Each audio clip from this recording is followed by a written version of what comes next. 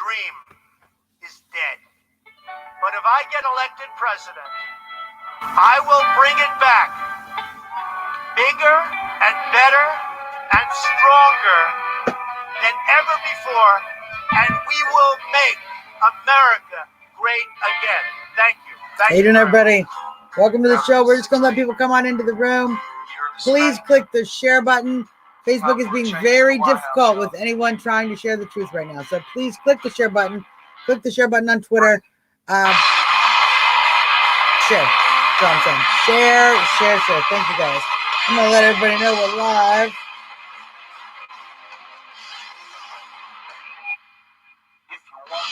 Real, then you gotta get a real leader. Build a wall, deal with all them terrorists. America needs a man that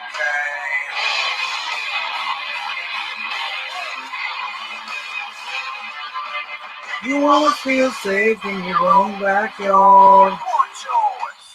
Gotta play your trump card. I say Trump, you say hell high. When I say Trump, you say hell high. Make America.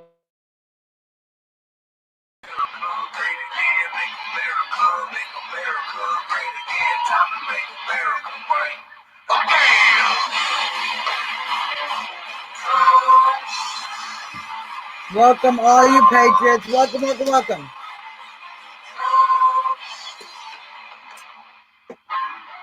We're going to talk a lot about what's actually going on. What is causing this chaos globally, and what we can do right here in the United States to prevent the destruction. Yeah, from your quarantine. It's not a quarantine. How's it going, Fred? How's it going? Yeah, it's not called a quarantine, by the way, if you're a healthy person. I just want everybody to stop using that word. It's not a quarantine. It's tyranny. It's not quarantine. They can't quarantine healthy people. You quarantine sick people. You imprison healthy people. Since we didn't commit any crimes other than not being sick. Yeah. We're praying in front of an abortion clinic or holding a church service in defiance of their social distancing laws. These things too can get you arrested nowadays. We'll talk about that. We'll talk about that in the shutdown update. What's going on across the country and all of the problems that we're running into. So many. So click the share button. Let folks know we're live. Let your friends know we're here. And we're going to be talking for the hour. Oh, man. We miss jobs available to work, don't we?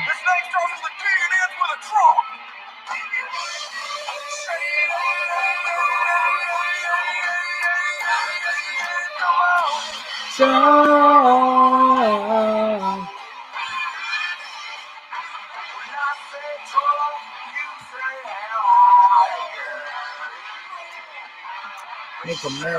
Make America great again.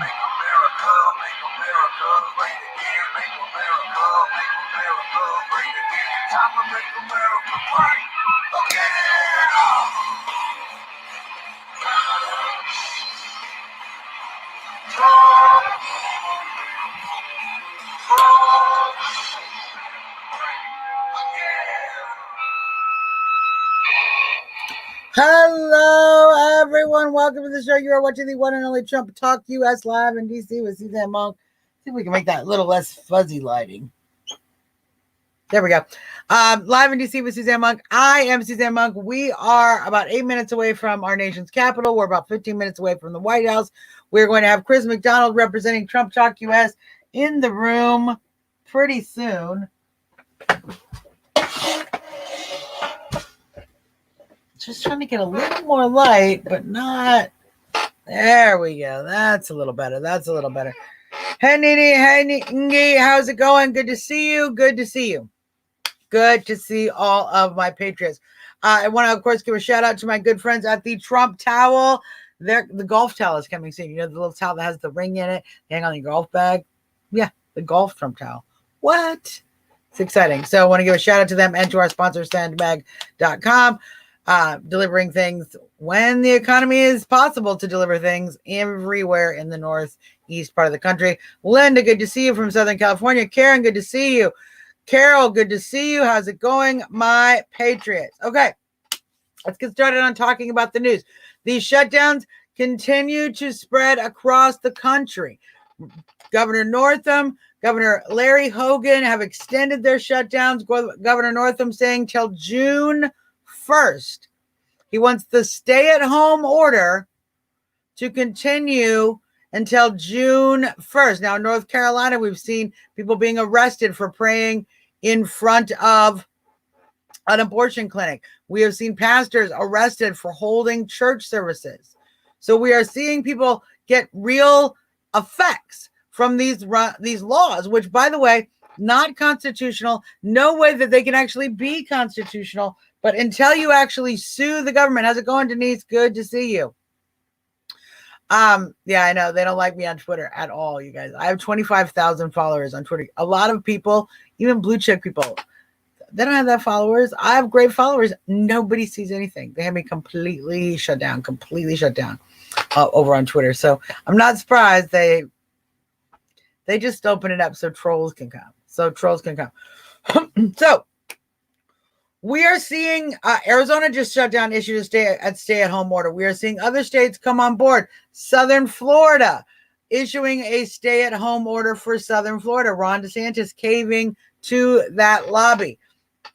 We're seeing it all across the country. Now, here's the frustration that I'm having. I know many of you are having. We do not see an end in sight. As you all know, come now multiple weeks ago, now over 3 weeks. Back in the beginning when they said it's 2 weeks, we want to take 2 weeks. Everybody should take 2 weeks off because that's how long the incubation for the period for the virus is. And remember when we said that? Remember when they told you that was the reason that everybody had to be out of work? How's it going, Loretta? Good to see you. The reason, how's it going, Lisa? The reason they said was that it takes 2 weeks. That's the incubation period for the virus. So we need 2 weeks. So everybody, they have it. We can see. We knew that was crazy. We all knew that was crazy because in 2 weeks, we're going to find out a bunch of people have it or don't have it. And are they going to let us out more once we've let them trap us in? So then it became, no, we need to do it a couple more weeks to flatten the curve.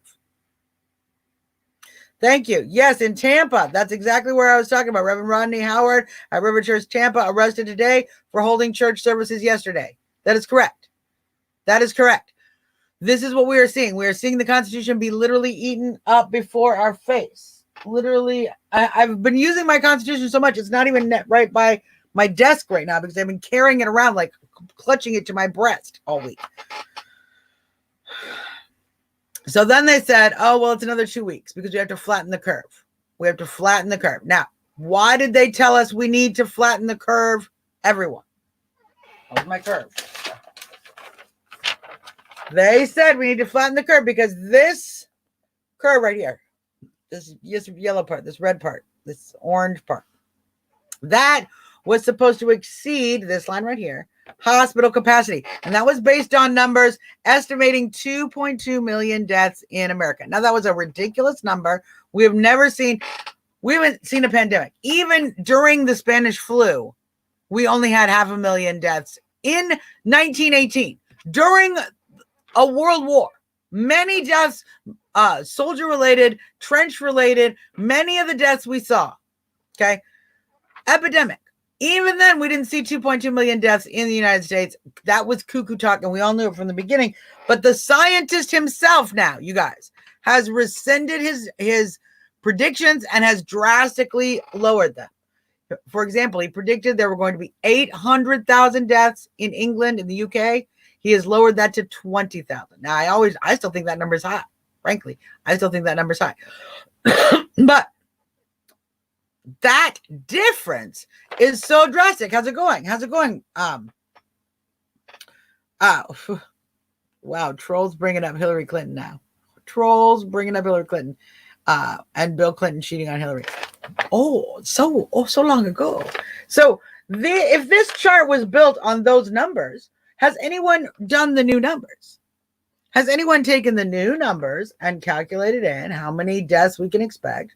And then this would be lower, and this would be lower, but this would most likely, and from what we're seeing, is the reality. We are not having our hospitals overwhelmed. We're not having our hospitals overwhelmed, even in New York. I want to turn everybody on to something called #FilmYourHospital. People have been doing it all around across the country, in major cities, in urban areas, in hot spots. Hey, Amar, how's it going? They're going in New York, in Brooklyn, even Todd Starnes went and filmed the outside. They don't let you in. Remember, they blocked all unnecessary visitors. So if you have somebody in the hospital, if you have a friend in the hospital right now, you cannot go see them. They are there stuck all alone. Hey, Debbie, how's it going? So yeah, you can't go in the hospital, but you can go and film the outside of the hospital. And people are doing this. And what they are seeing is not what the media is telling us. The media is telling us that the hospitals are overrun and that New York, they have, 60,000 cases they're going on.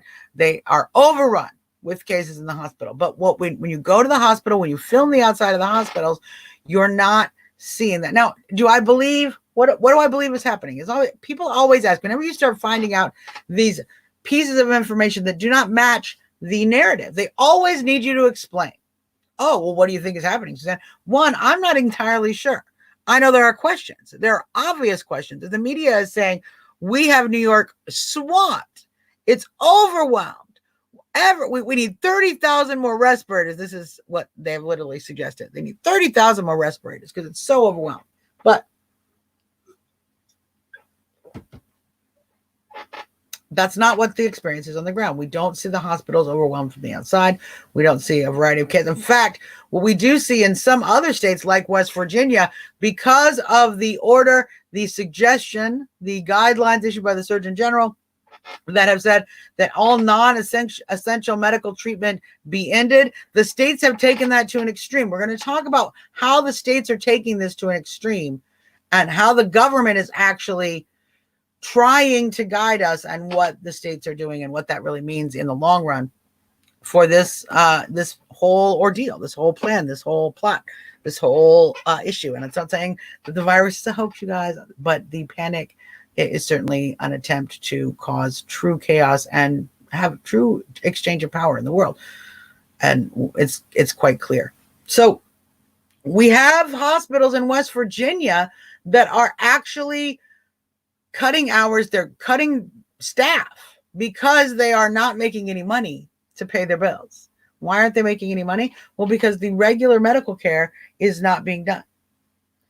And I know that for a fact, even right here in Virginia, our good friend Isaac, EMT, as you know, transports elderly people. They no longer are going to their doctor's appointments because all non-COVID related, non-essential medical treatment has been cut off. And they are considering dialysis in some cases, cancer treatment in some cases, cancer surgeries, many of these things, which I believe actually to be necessary because there are certainly life-threatening diseases, and staving off treatment is very dangerous. But unfortunately, these hospitals are not able to serve their patients, and they're losing money. And so they are actually, instead of being overwhelmed in West Virginia, now granted, it's not the epicenter, but certainly in West Virginia, what we see is hospitals not being able to meet their bills because they're not getting enough business. And that's the opposite of what we're hearing in the media. And it's certainly the opposite we're hearing, how's it going, Lenny, of what we're hearing even in New York City. We're seeing the same thing happen in New York City. We are seeing certainly there are a lot of cases, but it seems to me a lot of those cases are being sent home. They are being sent home with treatment, and they are not clogging up the hospitals because, in fact, they haven't used the 3,000 respirators they have on stock. Now, are they getting close to that number? Yes, certainly. But we're not seeing, they're telling us, oh, they're preparing, they have meat lockers outside the hospitals to hold all the bodies. Oh my gosh, all the bodies. Let me explain something to you. 300, 400, 500 people a day die in New York. 300 to 500 people every single day die in New York of non-COVID related diseases. That's from murder. That's from being stillborn. That's from heart attack. That's from cancer. That's from car crash. Every possible form of death in New York. You're in the city of New York. 300 to 500 people are dying every single day. If you take these COVID deaths, okay, and you spread them out over time, they have 1,200 alleged COVID-related deaths. We're going to talk about that in a second too. COVID-related deaths, if you spread them out over the period of time, you're still looking at 50, 75 additional deaths. So we're still well within that margin of difference. On a daily basis, you could have 50 more people die in New York than you do. In the summer, for example, when there's more crime, when it's hotter, people are more likely to have a heart attack. There's a lot of reasons. On Christmas, very, very dangerous time in big cities. So you are seeing this kind of, this is something that New York hospitals are certainly used to, they're prepared for, and they are, even if we are seeing that on a consistent basis and it's tiring them out, we are not seeing that the beds in the hallways, tent hospitals out in front of the hospitals because we can't contain everybody. We're not seeing that. We're just not. And I know my New York friends want to be upset about that because they're very concerned about the number of cases. We've certainly seen an increase in the number of deaths there in New York. Those things are concerning. I will calm you with stating that New York's death rate has remained consistent. It has remained consistently low. New York is continuing to treat people effectively. I believe with the new medications, hydrochloroquine, the azithromycin, and zinc, the triple combination is doing wonderful things for people. And we're seeing people actually be able to be treated on an outpatient level. Now that's going to do a lot. How's it going, Karen?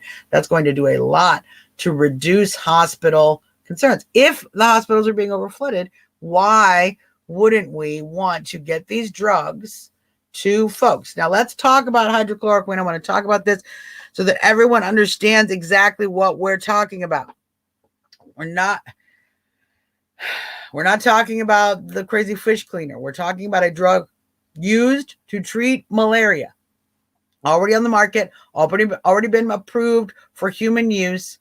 What they want to do is use it in an off-label fashion. Let me tell you something. There are a lot of medications. A lot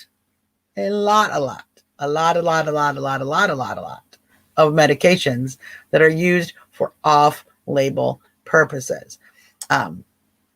Medicines that are used for hair loss are used for other things. There are many ways. When you have the medical evidence to suggest that this drug is able to be used safely, but can possibly treat another condition, doctors often will use it in a off-label way. It is a great way for medications to help treatment. How's it going, Helen? To help people who have illnesses, to treat people who have illnesses without going through the ridiculously long process to prove that the drug is safe and effective for this new illness. This is, we are told it's a brand new illness. So of course there's no drugs that have been tested to treat it. To suggest that we shouldn't give somebody a drug that is already available, already approved for human use, already used safely for quite some time, merely because it has not been used on this condition, when we are seeing trials, very effective trials with 100% recovery rate in these small samplings. So by small, I mean 700-800 people, large groups of people. So there is a great deal of success being seen across the board. What do we see happening in our Democrat states? Well, the governor of Nevada, the governor of Michigan, and yes, our good friend Governor Cuomo over in New York tried to ban not just the use of this drug. Let's be really clear. They didn't try to just ban the use of this drug. They tried to ban the use of any off-label drugs. They tried to ban the practice of using medicines for off-label treatment. So unless it has been through the FDA, for that disease, these governors tried to ban it. Yes, Karen, I'm going to put this up. This is entirely true. And isn't it true that if a medication is approved by the FDA, doctors are allowed to use it off-label? That is correct. That is 100% correct. That is the relationship between you and your doctor. You are able to take the medication, and when you add on top of that what Loretta is saying, the right to try. You have the right to try not only medications for off-label purposes that might be useful in your condition, but medicines that even have not been approved yet. So the idea that we would somehow limit these drugs and that these governors, not doctors, not health experts, although, we all have some issues with the health experts. Good to see you, Helen. Not experts, governors, deciding the medical treatment between a doctor and his patient and her patient, either doctor and his or her patient. And the governor decided to put him or herself, depending on which state, in the process. To what reason? If I am the governor of a state, why on this or any other earth would I do a number of things? Number one, why would I release prisoners out into the populace? Why would I release dangerous prisoners? We have already seen those dangerous prisoners. We've already seen those dangerous prisoners commit several crimes, including a murder. Yes, the prisoners that they let out for COVID-19 because they were going to have, and it's going to get worse because they just had 3 cases in the Baltimore correctional facility, Jesper or something, correctional facility up in Baltimore. They just had 3 confirmed cases of COVID. So they're going to use that to create more panic on the side that we have to let more prisoners out because we might create epidemics in the prison. Now, let me tell you something. I don't know where these prisoners are getting the COVID. I don't know if you guys are testing your guards when you come in. I don't know if you're testing your prisoners when they come in. I don't know if you're testing temperatures. I don't know what you guys are doing over there. But let me tell you something. If you're going to have an epidemic of criminal minds who are then going to become sick with this virus, please keep them. I've seen the movies, okay? Please keep them in the jail. Don't let them out of the jail. Where do these people have to go? We're all in shelter in place. Oh, not shelter in place. We have to use the proper language. Stay at home order. Shelter in place is a legal term that they actually can't invoke. Not without martial law in the country, and we'd have to be at a state of war, not proverbial war, not war against a virus, actual war against an actual nation, and we'd have to be under imminent threat in order for that to be invoked. We have not invoked that. So it is not a shelter in place order. Shelter in place is not even something you do for months or weeks. It's something you do for a 24-hour period while we make sure the bombs aren't landing on your head. Okay, this is a stay at home order. 100%, Monarch, 100%. Where would they go? I agree with not having the criminals out on the streets, but where would they go? Well, here's the funny thing. They were already quarantined. Prison is like a quarantine machine. It is literally where we quarantine bad people from society. Their crimes, their criminal minds, their criminal behavior is bad. So we remove them and we quarantine them from us, okay, in prison. Now, they already have the ability to separate everyone, at least into rooms of 2, okay, at least into rooms of 2. Most of these facilities have people able to be in their cell. If they're not single cells, they have one cellmate, okay? Well, you know what? You got a pandemic going on? Lockdown. Lockdown. Why let the prisoners out? Lock down. Then everyone is 6 feet away from each other because they're in their cells. Now, just like families, we're going to talk about this in a second, just like families who are still exposing each other because they're in the family, just like that, you have you and your cellmate. That's your family. That's your guy. Okay? You guys can expose each other, but you're not going to expose everybody else. So why are we not using this method?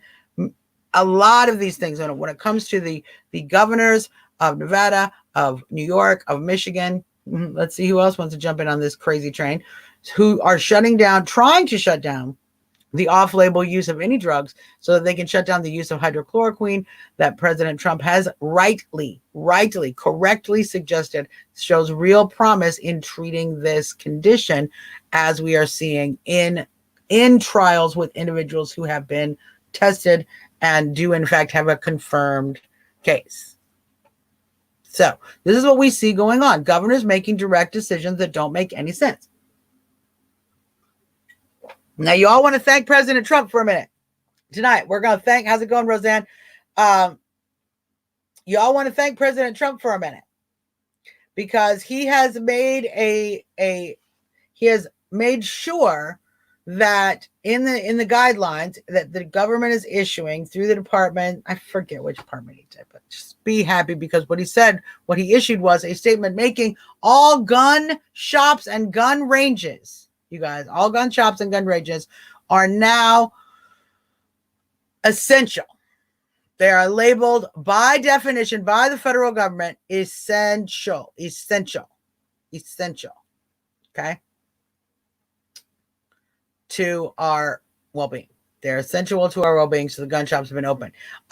Great stuff happening in New Jersey. New Jersey just got all their gun ranges and their gun shops reopened. New Jersey had a very big crackdown. Okay. Brooklyn, we're going to entertain you. We're going to entertain you for a minute. Let's put this here because I think this is a valid question, but I think it deserves a valid answer. Brooklyn Poppy says, why are gun shops considered essential? Because, Poppy, the right to defend your family from harm, yourself or your family from harm, from looting, from criminals who would break in and harm you or steal your stuff or kill you or rape you or hurt your family or take your kids or take your car. It's already been carjackings down in Atlanta. We've seen carjackings already happening. Okay. So in a time of crisis, when you basically impoverished the whole, bottom 25 to 40% of the economy, and people are already going to start looting and rioting and running around and shooting guns, you're going to need to be protected of yourself. You're going to be able to protect. You need to be able to protect yourself. If everybody in Katrina time, had known Katrina was going to come, and it was going to flood the city, and there was going to be such chaos, and people were going to come and loot and rob, they would have bought guns. They would have went and bought guns to be prepared for this event. But it was a hurricane. They could not be prepared for that event. In this situation, what we see, that real crisis, we see coming down the pipe, coming ahead. It's not here yet, but it is quickly coming because we're seeing the layoffs. We're seeing now 30% unemployment, which is greater than the Great Depression. So we're going to see a lot of people needing to defend themselves. And that is why gun shops are, in fact, considered essential. Because it is your right to defend your family, not only, of course, against criminals, but as Helen says, or a tyrannical government. Helen, you're right. That's very huge. It's a big deal. It's going to help us a lot. If you are in a state, you're welcome, Brooklyn. If you are in a state, I'm going to put up his thanks for everybody. See, sometimes you have a good conversation with people. They appreciate the exchange. Bada bing, bada boom. That's nice stuff. Marita, how's it going? Good to see you. So if you are in a state where your governor or your mayor has shut down gun shops in the area, has shut down gun shops in your state or county, here's what you need to do. You need to call. You need to call your governor. You need to call your mayor. You need to call your state legislature. You need to call your state senators. You need to call your city council. You need to call anybody in government above you that will listen. You need to start sending emails. Yeah. Find yourself some attorney friends. See if somebody will help you sue. Reach out to me. Maybe I have some attorney friends who might help you sue. But we have to push back. Let them know that, in fact, that is an essential service and you demand they reopen that. And reach out to reopenamerica.org. We will try to help find you some resources to push back on that. Find you some fellow patriots to join you in that fight, whatever state you're in. But it is now federal policy. In this time of essential and non-essential work, they have defined specifically gun shops to be essential. Gun shops to be essential. So, Jeanette, how's it going? Marita, it's so frustrating. We're going to see so much people are really going to continue to get angry. Now, I want to talk a little bit about what we see happening out of the White House, what we see happening from the CDC, and what we see happening in the states. This is really important. In order to get to that, we need to talk just ever so briefly about the New World Order, plot that we are under. I hope you all get a chance to take a look at some of the videos by Amazing Polly or some of the other videos that include the Event 201 Pandemic Management Planning Seminar. They had a bunch of experts there who were basically planning how they would handle a pandemic outbreak in the world. If you listen to those videos, you are going to hear a great deal of things that you see coming true very much in front of your eyes right today. It's going to start really putting your brain around the propaganda machine that you have been watching. Now, what we have here is the virus, okay, coming out of China. Most likely China is deeply involved in this. Some great stuff, Marita. Deeply involved with this, with the globalists who are working with the World Health Organization. This is done by the World Health Organization, issuing guidelines that involve this new concept of flattening the curve. This is how they trick you into shutting down your economy. This is how they trick you to shutting down your economy. They tell you, oh, you have to flatten the curve or everybody in your country is going to die. So you shut down your economy. Okay? When you do that, you actually are bringing starvation, economic devastation, all sorts of problems on your own country. Third world countries, many of the poorer nations of the United States, are not going to be able to survive that. They will, in fact, go bankrupt. The country itself will go bankrupt, and those people will start to experience starvation and massive disease. Because, of course, when you don't have money, you don't have health care. When you don't have money, you don't have food. We have millions of people across the world living on a dollar or two a day. When that dollar or two a day dries up, you see massive hunger and starvation. Massive. You are going to see. Now, what's going to happen? The World Bank is going to step in to help these countries. And in doing so, by taking out loans, by offering loans to these individuals, what you are going to see is the World Bank, the UN, take over the sovereignty, the liberty of these nations. They have done this in the past. This is not anything new, you guys. How's it going, Susan? This is not anything new. The World Bank has been doing this for quite some time. Having countries who get into it, they did it during Ebola. Countries that became economically devastated, they loaned them the salvation, but in that contract for that loan, sovereign rights are handed over to the UN. So we are seeing that on now a global scale. We are seeing that on a global scale going forward. They tried to do that to the United States. This whole thing isn't just about Trump. It is about establishing a global one world government through the UN, through the World Health Organization, using this health crisis wherever it is, whatever part of the virus, whatever part of, we're going to talk a little bit about how they are adding different kinds of deaths to the death tolls of COVID-19. So there's a lot of moving pieces. There's a lot of moving pieces of this propaganda mechanism.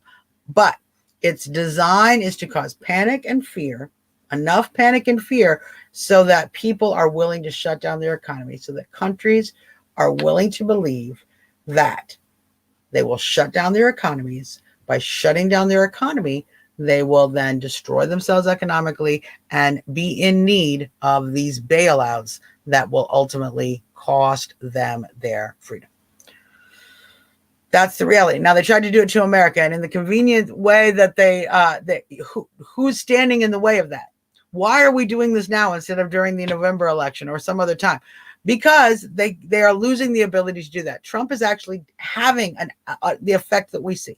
Trump is having that effect where he is effectively shrinking this globalist New World Order state, and he is limiting their ability, was moving ever closer to limiting their ability to operate this plan. And now, so they had to do it quicker. They had to do it sooner. They had to do it while Trump is still in office. If we had done this under Hillary Clinton, we would have shut down the entire country for 3 to 4 months, devastating the economy, and we too would have had to have been bailed out by the World Bank, and we would have handed over our sovereignty in the mix. 100%. That is what would have happened. We have a chance, you guys. We have a chance and we have hope because we have Donald Trump in office, and he is actually pushing back. He is actually attempting to address the situation, which it puts him in a very difficult situation because he is being forced through whatever means. I am not the president, so I do not know, but whatever means he is being forced. He is being forced to put our country through this. Now here, this is why I wanted to get you caught up to that. Okay. But my president is smart. He is a stable genius. He is a stable genius, and it drives these little liberal trolls all I got over here on Twitter so crazy. But that's all right. That's what we do to liberal trolls. We drive them crazy because Donald Trump is actually doing a fantastic job in this particular way. If you go and read the guidelines from the CDC, okay, go read the CDC guidelines for yourself. New guidelines are going to be coming out Tuesday, but I want you to go to CDC, go to the COVID page, read the guidelines. You're going to find some interesting things missing. Nowhere in the guidelines does it suggest don't go to church. Nowhere in the guidelines does it suggest arrest people for praying in front of abortion clinics. Nowhere in the guidelines does it suggest harass people and threaten people who are passing out food to people who are homeless, or people who are in need, who are otherwise shut-ins. It doesn't say any of these things. It doesn't say shut down all your restaurant industry. It doesn't say close every single school. It doesn't say send everybody who is, quote, non-essential home from work. It doesn't say any of that. It doesn't say any of that at all. Go read it for yourself. Everyone has been saying the president has been telling everybody to shut down. Now, he's been standing in front of press conferences and making a lot of intimations that he supports what some of these governors are doing. But you need to look at what all of the governors are doing. Okay? Because every governor is not shut down. Every state is not shut down. Different states are shut down differently, as they should be, because they have very different case rates. Do you know that Hawaii, remember we talked about last week, Hawaii had 1 death? Remember when I was like, how did he have 1 death? Why did they shut down all 7 islands when only 1 person died? That wasn't a COVID death. Hawaii is now no deaths, and they're still shut down. So this is what I'm saying. Each and every state is not going to have the same situation. And so each and every state should not have the same policy. And we ourselves should be pushing these states to make sure that those policies are being implemented in a rational way for our region, for our state, our county, our city. What's happening in New York City is certainly very different than what's happening up in upstate. Those are 2 very different things. What's happening in New Jersey is certainly very different than what's happening in Ohio or Iowa. Very, very, very different situations, and we should be treating them differently. Now, why do I mention that the president's CDC guidelines are not the ones telling the shutdown? Because it's so important to understand. It is so important to understand. It is not the president, rightfully so, because we are a federalist country. We believe in states' rights in this country. Rightfully so, the president is leaving these decisions up to the governor or the local mayor. In many cases, the governors are leaving these decisions up to the local mayor, as is our system. But that also serves an additional purpose. What that means is this is the brilliant part. I love this part. I just figured this out earlier today, and it really, it's a brilliant part. What that means is each and every governor is going to be personally responsible for the shutdown that they created in their state. What did you just say, Suzzanne? You mean the president is not going to take any responsibility for all of these shutdowns across the country? Right. Because the president did not order shutdowns across the country. The president issued CDC guidelines that involve social distancing, that involves reducing Work from home when you can, working from home if possible. If you're a hairstylist, you can't work from home. If you're a podiatrist, you can't work from home. If you're a vet, you can't work from home, right? That's not physically possible. If you're a bartender, if you're a waiter, you can't work from home. You can't. You have to go to work. That is what the CDC guidelines have said. I'm encouraging each and every one of you to go read the CDC guidelines. Read the CDC guidelines on Tuesday, again tomorrow, when they have changed the guidelines, and see if they've changed. But it is the governors that are shutting it down. So the governors are going to own that. Now, how are we going to make them own that? Well, we have to start pushing back. This is why we've started Reopen America over here. Oh, it's always backwards. This is why we started Reopen America. ReopenAmerica.org. You can go to the Facebook page, Facebook/ Get America Back to Work, Reopen America. Our mission is very, very simple. Our mission is very, very simple. We want you to call your governor or call your mayor and demand a plan for getting us back to work. Demand a plan for protecting both the public health, the Constitution, and the economy.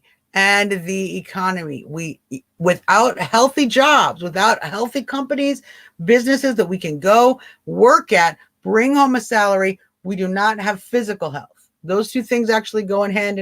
Our ability to, in fact, have you ever read how food is medicine? You know what'll make you sick really fast? Not having food. In fact, all the social justice warriors love to complain, well, the poor, they don't have access to healthy food. They have access to only junk food. Okay. Well, why would you make them more poor then? Why would you take their jobs? Why would you continue to reduce access to those things? This is what we're seeing across the country. Not helping whatsoever. Not helping our citizens, not helping our middle-class citizens, not helping our working-class citizens, not helping our elderly. As we know, many of them are on a fixed income making $700, $800, $900 a month. Many of those people depend on family members to help finance their living. And without those family members having jobs, we're going to see a great deal of that. And of course, we're going to see more and more suicides. We did, as I believe I mentioned, we saw 9 suicides in the state of Tennessee over the weekend. There were more people who died from suicide in the state of Tennessee this weekend than died from coronavirus. And it is actually 1/10 of their suicide rate for the year in Tennessee in one weekend. We're going to see a lot more of that. We're going to see a lot more of people who are just not able to deal emotionally with the crisis. We are seeing people struggling with domestic issues, fights. I want to just, everybody, look, all my couples right here, okay? All my couples. If you're a couple, if you are married to someone, I want you to take a minute tonight to take your, snuggle up to your partner, take his hand, hold her arms, put your arms around her, look into each other's eyes and say, look, we're not going to fight during the apocalypse, and make a commitment to one another. State it out. Sometimes just speaking that reality actually can really help couples make a commitment to keeping calm, keeping peace, understanding when you're getting frustrated, that they're probably frustrated, afraid, nervous, wondering what's happening in the world, not knowing what to do. So take a minute with your partner, life partner, whatever, your roommate, any partner that you are close to, that you are locked in with, or stuck with during this crisis. Recommit that relationship, bond that relationship. It's going to sustain you. It's going to sustain you so much in the coming weeks and months. And let me just prove to this little Bernie bot that no, I'm live, boo boo. I just ignore trolls that don't actually add anything to the conversation. So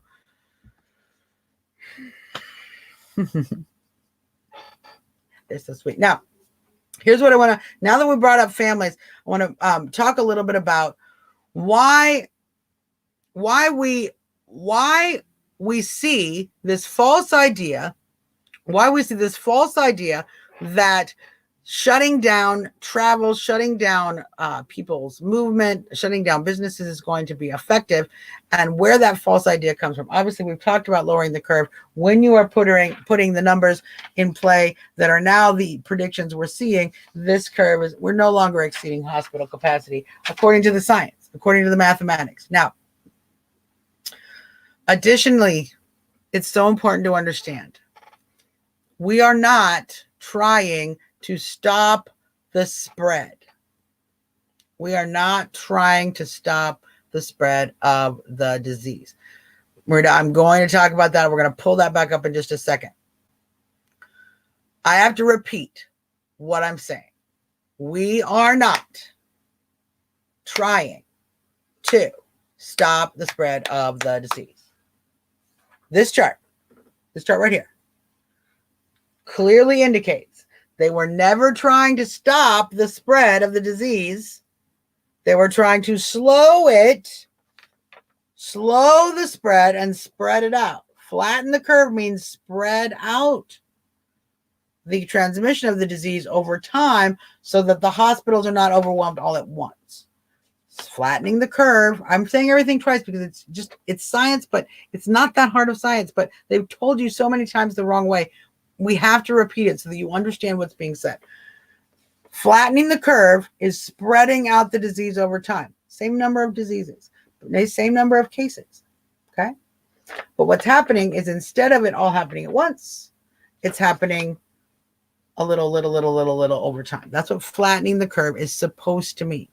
So even in the beginning, when they invented this system, they did not intend to stop the spread of the disease. How's it going, Elizabeth? Good to see you. This idea that you guys think we can stop the spread by shutting people in their homes, that was never the intention. It was never the intention because you can't actually do that. And I'm going to explain very clearly why. Why does it slow the spread but not stop it? If we all went in our house, wouldn't we? The virus would just go about its business and then we'd come out and be gone. But that's not how it works.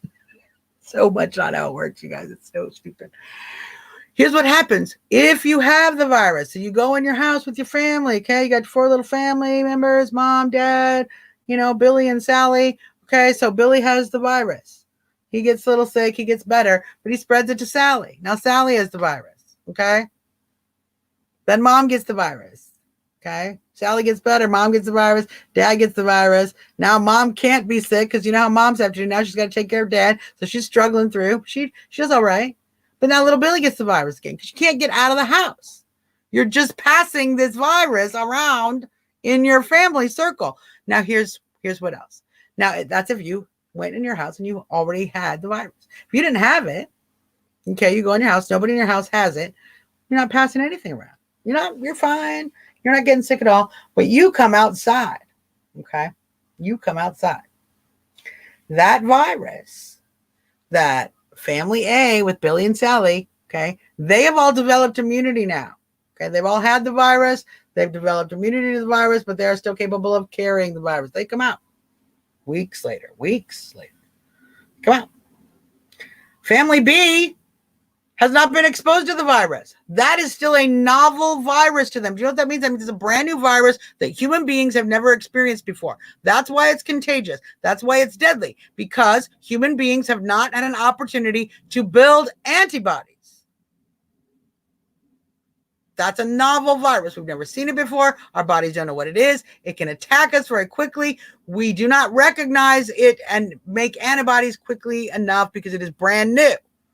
Okay. When it is something like the seasonal flu, we've developed antibodies. When it's something like measles or mumps, something you've had vaccinations for, maybe you've had chickenpox when you were a kid, those antibodies are present. When you are exposed to a chickenpox virus, your body goes, oh, not that guy. I know you. We're not today, chickenpox, not today. That's what your body does. That's what your immune system does. When it is a novel virus, that means your body has not been exposed to it. If we lock ourselves up in our house, everyone who has it will spread it around their family. When they come back out, and they know this, that's what this means. That's what this means. It will slow down. It will slow down the spread.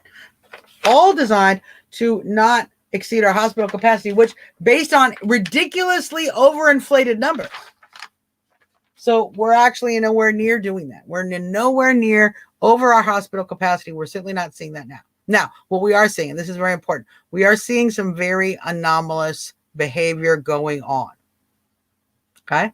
We are seeing patients again and again, whose family members are now recognizing, looking at the certificates of death, realizing that their family member was listed as a COVID-19 death when their cause of death was not COVID-19. Let me repeat what I'm saying for the trolls. We are getting repeated everywhere. Candace Owens, even Laura Ingraham, people in journalism are getting multiple, dozens and dozens and dozens of these reports of family members whose loved one has passed away, who is being counted as a COVID-19 death, when in fact they died for an entirely alternative reason. So we're seeing that consistently. That is a certain way that they are able to inflate deaths going forward. And we'll continue to do that. We're going to continue to get evidence out about that. And I'm excited to see people like Candace Owens and other influencers like Bill Mitchell actually joining the fight to push back against the misinformation that we are receiving and the overblown panic. Does that mean that I don't think the virus is real? The virus is obviously real. It's there's obviously a virus that's obviously making people sick. What happened in China? Did it come because a dude ate a bat? I am not the scientist in the laboratory over there that decided that. I think that's actually ridiculous. Frankly. Probably it was when they put the bat in the laboratory and forget it. But anyway, I don't know. You don't know. None of us know. There's a lot of things none of us know, but what we do know is that we are not being given accurate information. Why? Because we see the accurate information and we see what they're telling us. They have literally used Italian, CBS is now apologizing, they use Italian hospitals to try to pretend that New York hospitals are overwhelmed. That New York's hospitals are overwhelmed. What did they use? Pictures from Italian hospitals. Oh, it was an editing error. Okay. You know, we are starting to see journalists all in their hazmat suits, but their cameramen 4 feet away, just in regular clothes. We're starting to see that kind of fakery. We're starting to see a lot of misinformation being represented by the media as far as overblowing the number of cases and making there seem to be a reason for panic. When we challenge that in the media, as example today, when we even do something positive, President Trump today had a press conference. He brought Mike Lindell, the CEO and founder of MyPillow, on to the press conference at the Rose Garden at the White House because thank you CBS, because his company, MyPillow, has stepped up to the plate and is now making cloth masks for hospitals, for medical professionals, because as we know, we have hoarding, we have stockpiling, we have all sorts of problems with the overbuying, panic buying of products that are not necessary for non-health professionals unless you yourself are sick. You actually should not be wearing a mask unless you yourself are sick or you're a medical professional. There's no reason to. You're likely just to make yourself more sick. In fact, these people walk around with their gloves, they put gloves on, and then they're touching their phone, they're touching their shopping cart, they're touching their face. Whether I'm doing it with my skin or I'm doing it with it, rubber gloves do not magically kill germs, you guys. They don't. So if you are touching germs, you're touching your face, whether you have gloves on or not, you're still going to get sick. We're seeing a lot of waste, people leaving gloves in alleys, leaving gloves in the gutter, not throwing them away in receptacles.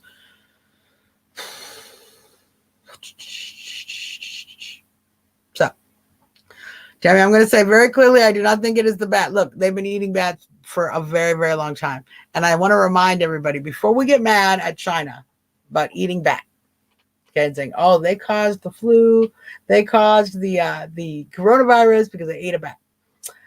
Remember a little thing called swine flu? Do y'all remember where swine flu came from? It came from pigs. Yeah, that was 2009, and I've noticed that Americans continue to consume a massive amount of pork. We still eat our bacon, we still eat our pork chops, we still eat our ham. We have not in any way stopped consuming pork. So maybe we should stop telling the Chinese to stop eating bats, because every time you guys say that, I have to laugh. You guys sound really hypocritical, to be honest. It's not eating the bat. It's not eating the bat, you guys. They literally, these kind of illnesses, as we've seen with H1N1, we've seen with other viruses here on Earth. I genuinely believe that these viruses are being changed, not formed, not created, but being altered by scientists in a laboratory. And they have a laboratory there in Wuhan. I think that's much more likely to be the cause of this problem than a practice that they've been doing for endless centuries. I mean, seriously, they've been eating bats. It's not like they just started eating bats last week. It was like, oh, we started eating bats. No, they've been doing this. They've been doing this all the time. I love that. I'm an epidemiologist. Oh, that's sweet. You deal with skin. Everyone, I want to introduce you to, we're going to just bring up, I want to show you some of the kind of abuse you're going to get as you go forward, trying to spread the truth and ask real questions. You are going to get this. You're going to say, oh, your statistics are flawed. You made fallacies. And every one of them is a doctor. This is what I find so funny. Every one of them is a doctor. Every one of them is an epidemiologist, or they're all medical professionals. All these individuals who seem to come on your page and suggest that you somehow, because you are giving actual information, that somehow your statistics are flawed. They're not flawed. Go every single day, like I do. Go to worldometers.info, worldometers.info. You're going to get great statistics. You're going to be able to get statistics state by state. You're going to know how many deaths, how many new cases, how many new deaths every single day. I check these statistics every day. So when I'm telling you what's happening in New York, what's happening in DC, what's happening in West Virginia, why I believe we could totally open up states like Hawaii that are closed unnecessarily. We totally could open up states like Arizona, which are closed unnecessarily. I say that because I'm looking at the statistical relevance, the number of cases, the number of deaths, the effectiveness of the medical facility, and I'm looking at the overall loss of economic capacity of our country. We are now reaching a point where our economic collapse is a national security issue. And that's most certainly where we're at. So what can you do? Mario, I'm going to put this up because this is definitely what we can do. I wanted to give you guys what you can do to help President Trump. President Trump is in the fight of his life. The New World Order is trying to force the collapse of our country on him. He is fighting back as best he can, but he cannot just turn around and go, you guys are crazy. We're going to do what we want. He'll get eaten alive. Our country will be even more destroyed. We have to create the groundswell. We have to create the pressure. We have to be the ones who say, we want to go back to work. We don't like this economic collapse. We want public health and economic health. We have to be that voice. How can you do it? You need to call your senator. You need to call your governor. You need to call your mayor. You need to demand an end to the shutdowns. You need to demand a plan to get us back to work. You need to demand reasoning for why your state is shut down. You have to push back. You have to push back. We have to start calling. For every one person who calls, it is if 1,000 people have called. When you get a call, you're sitting in the political office and you're the receptionist. Hello, Senator so-and-so's office. I'm Karen, and I'm very upset with what you guys are doing. I don't like this policy you want to vote for. Do not vote for that. I am telling you as a constituent of your state, do not vote for that. Thank you very much, ma'am. And they write it down. They have to write it down. That's kind of that's the law. That's how it works. So every time you do that, they think that 1,000 other people think that same way. 100 people call. It's like 100,000 people feel that way. We have to re-engage our government. We have to start pushing back. Look what happened in New Jersey. They started pushing back against the gun store closures. They won. We can win everywhere. We can win everywhere. We have to push back. I'm going to bring up what Marita said because I think this is important. Then we're going to do with a closing prayer. She says, in Louisville, Kentucky, people are still gathering in large groups. The governor said if it doesn't stop, he'll shut everything down. This is a false premise. Okay? If there's a lot of people like, oh, well, if you're going outside, if you're rebelling against the state, if you're not following these unconstitutional orders, if you are deciding, well, I want to go to church, I want to go pray, and you're gathering 20 people to go pray, only 10 people are supposed to be together, that you're somehow the reason that the governor is going to have to crack down more. If you guys don't obey the law right now, then they're going to have to crack down more. That is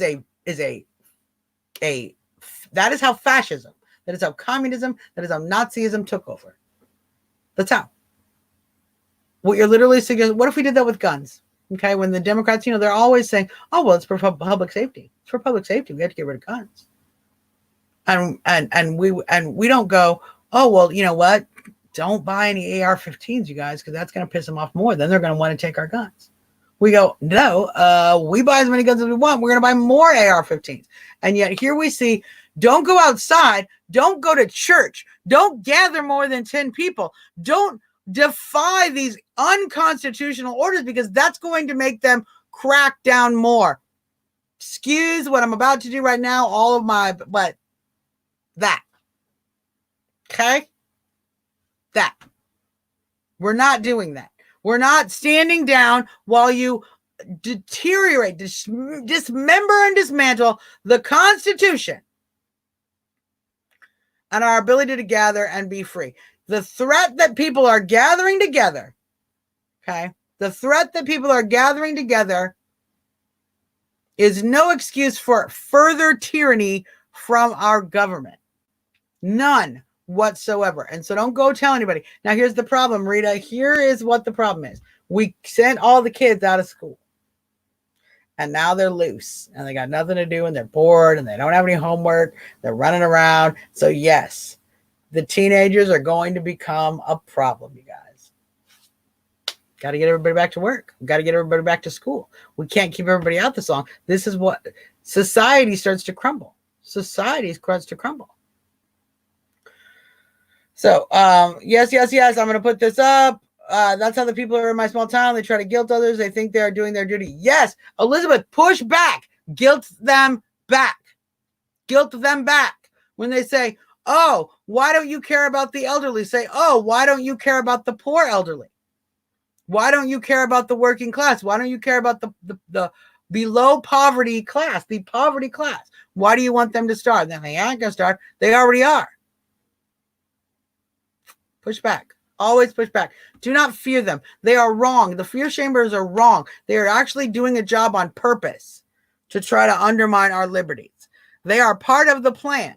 The Agenda 201 folks knew very well that they will be able to motivate this exact type of person to come and use their social media time to try to break down misinformers. They're doing it to Candace. They're doing it to all of us. Push back. Push back. Be as mean to them as they are to you. I give you permission. It's the apocalypse. It's apocalypse. I give you permission to be as mean to them as they are to you. That'll teach them. Yeah. Thank you for mentioning that, Elizabeth. Thank you for mentioning that. Let's see. Do you think people want to advocate for getting back to work due to fear of getting the virus? Fear may be the end goal. Yes, fear is the end goal. Fear is the end goal. Susan, you're absolutely right. Yes, Elizabeth, thank you. Keep pushing back. The more each and every one of us, I reason I put this up, the more each and every one of us, every time you defeat a fear shamer, every time you push back and you go, you don't get me today. I'm not going to be afraid. In fact, I think you should be ashamed because you're putting millions of people out of work. You're installing the new Great Depression on our country because you don't want to want to do the math. You don't want to correct the math. I want to correct the math and make sure our hospitals are actually being taken care of. I want the chart to actually be accurate because in this rate, I'm not helping hospitals. I'm not helping sick people, and I'm not helping the economy. I'm not helping anybody. When the chart is wrong, we're not helping anyone, including the scientists who made this stupid chart. Nobody is being helped by faulty statistics. So push back. And Elizabeth, thank you. I empower you. I validate you. I support you to continue to push back. Yes. Now, Marita, this is very important. Thank you for saying this. At our governor's office, They give you a live person, but then they transfer you to recording. Here is what you're going to do. You have to understand this very important thing. They are required by law. I know it feels like you're getting put off on voicemail. Oh, they're not even going to listen to me. They just stuck me to voicemail. They're required by law to listen to your voicemail.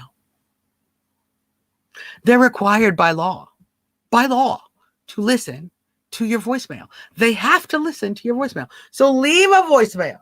Leave a long voicemail. Ask many questions. Leave your phone number. Demand a response. You don't get one, call back the next day. Call every single day. They will transfer to you a recording. That's great. Getting a recording is great because now you're on record. Now here's what they have to do. They can take the message. This is so important to understand. When they call up and they answer the phone and say, hi, Senator so-and-so's office, Governor so-and-so's office, and you go, I'm mad. They're taking notes of what you're saying, okay? But they can write it wrong. They're taking notes. They're doing the best they can. But not all of them are recording conversations necessarily. When you are leaving a message, every word you are trying to tell them is there. They have to write it down word for word. They print it out word for word. So if you get a voicemail, ching, work that. Use all 10 minutes till it goes to just use as much of it as you can. Get your point across. Demand contact. Demand they call you back. Let them know you're an angry voter and you intend to continue to reach out to them until you get answers. And if you can't get answers, you're going to make sure that is felt in the voting box. We got to push back. Keep pushing back. Awesome that you guys are calling. I appreciate it so much. Go to Reopen America on Facebook. Go to reopenamerica.org, reopenamerica.org. It will have all of our links there. It's growing. We're growing. We need more people to share the group, let people know this message that we can, in fact, reach out to our governors, reach out to our mayors. It is not only can we have to. The president needs us to demand our liberty. The president needs us to demand our jobs. The president is kind of testing all of us a little bit. How bad do you want that job? How bad do you want that good economy? And we need to step up. That's what we're doing. So, of course, as always, where's my page? Oh, here we go. As always, I recommend doing 3 things today. Pray. We're going to do that right now before we leave. Keep living your life. No matter what changes are happening, look for things in the future that you can look forward to. Continue to build your future. It's so important. And of course, hug every chance you get. Any willing participants, we are human beings. We thrive on touch. You're not going to die from a hug, you guys. We have to stop thinking that way. It's so insane. So I like to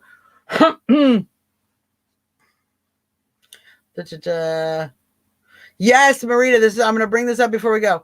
I'll spread the word, but when he does his live as the governor, everyone is screaming to shut everything down. Yes, they're paying other people to do that. They're paying people to push. That is literally the Event 201 plan. They are paying individuals to pressure these state and local governments to shut things down. 100%. Yeah, is it frustrating? Are there a lot more of them than us right now? Yeah, Marita, there are.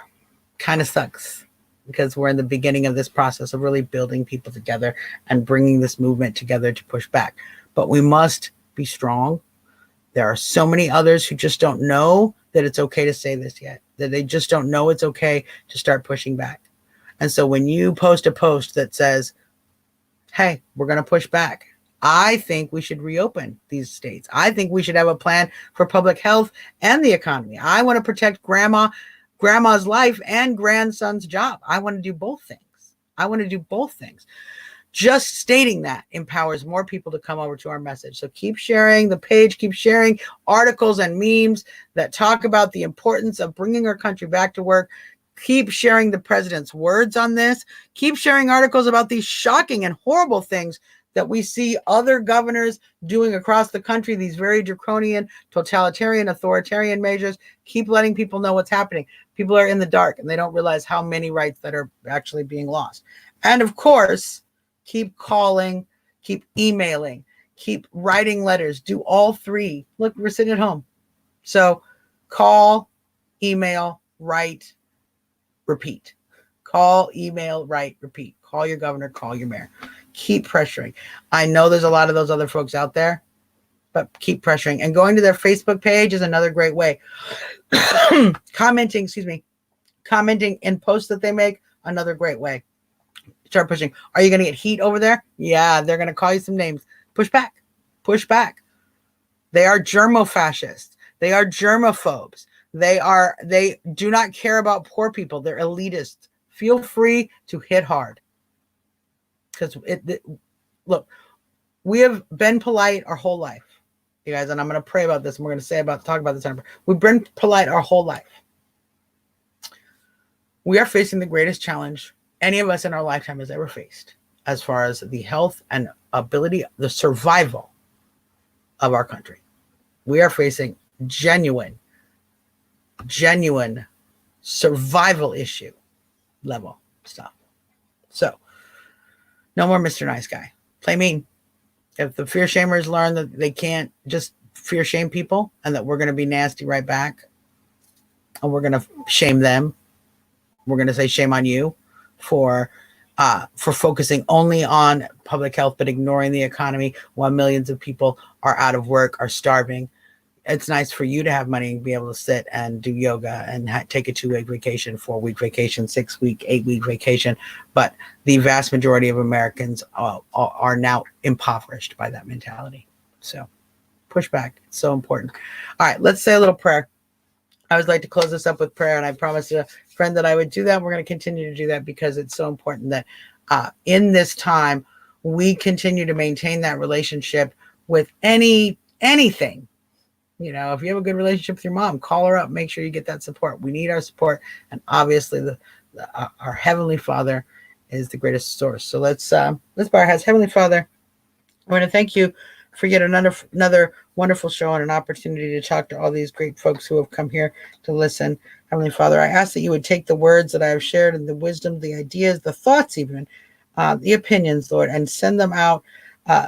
Have them mingle with the wisdom and the thoughts and the opinions of those who have heard them, and make them even more than they were when they were said.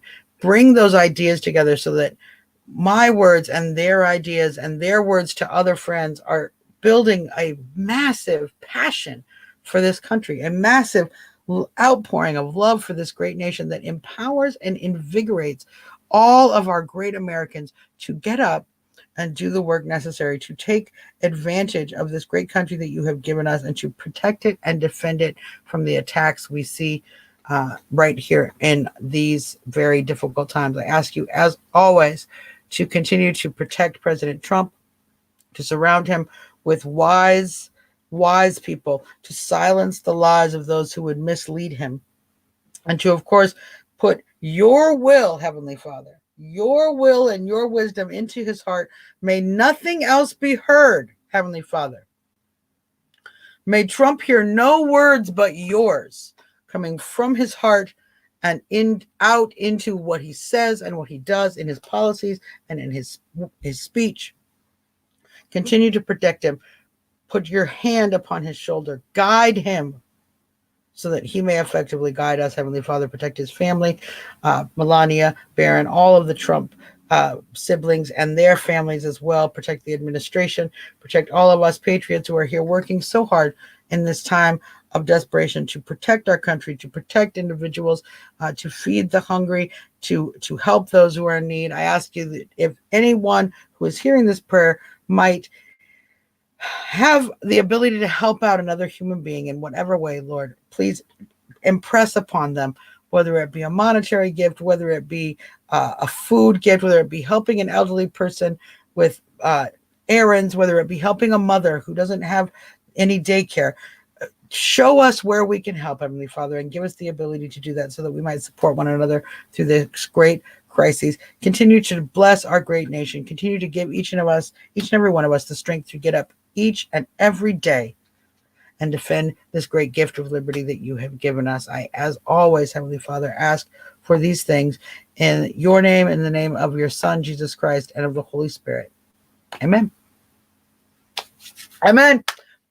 Love you guys. Love you guys. Love you guys so much. We will be back again on Wednesday at 9 p.m. We'll be back again on Wednesday at 9 p.m. I will be doing a guest spot on Dr. Jane's DC right here in DC. We're going to be talking about Reopen America. We're going to be talking about the shutdown pandemics and the effect on the economy. I want to thank Lucretia Hughes for bringing me on her show today. We got a chance to talk about Reopen America on her show. She has been pushing really hard on some very positive messages for our country and certainly getting some real truths out there. And so I'm very proud of her. I want to thank her for that time that she gave me to be on her show today. It's always a good time to visit with Lucretia, and I will be sharing that video, her show today, on our page as well. So until Wednesday at 9 o'clock, you guys be safe. What are you going to do tomorrow? Call your governor or mayor. Call your governor or mayor. That's all you got to do. And tell 10 people else to do it. If you can get 10 people every day to call your governor or mayor, do you understand how quickly we'll have this done? It's up to us. We can save America. I'm going to help you guys. We're going to do it together. I love you. Until next time, this is your girl, Suzzanne Monk. Trumping out.